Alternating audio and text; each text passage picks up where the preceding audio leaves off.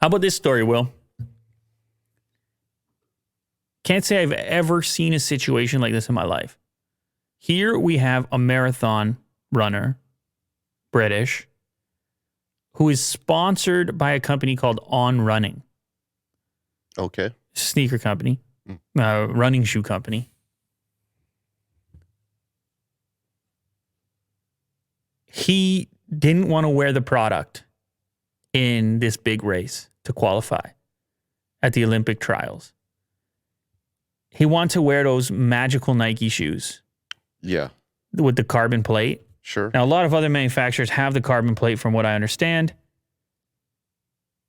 But he wanted to wear these Nike Vaporfly Next shoes. And I think he thought he was going to perform his best in his sneaker. Yeah, that's them. He went to the company On Running, who pays him, who is his sponsor, and said, look, if I black out these shoes, can I wear these? Mm-hmm. They said, go for it. Oh. He comes through, wins the thing, and he's not even wearing their product. That's how dominant this Nike sneaker is. Huh. But it's also how cool this On Running company is. Mm-hmm. That they were like, yeah, it doesn't spoil it. Just put our shoes on. Now, is it a bit deceiving to the audience? A little bit. Because once he goes to the podium, he puts the On Running product on. Oh. No, he has to. Let me just put this on real quick. He has to at that point, right? I just thought this was a crazy story. I mean, this is a type of compromise that you just wouldn't expect in this type of relationship. Yeah. Between a sponsor and an athlete. It's like, I don't know if you recall did you watch the Jordan documentary on Netflix? Yeah. Yeah, where the moment where he was at the Olympics, and of course he had the Jordan brand, but I think it was Reebok or Adidas who was sponsoring the Olympics. Mm-hmm. And so he went out and held his hand to cover the logo of the official uniform sponsor, who was different from his affiliation. Yes. Like normally this stuff is crazy sensitive. Uh-huh.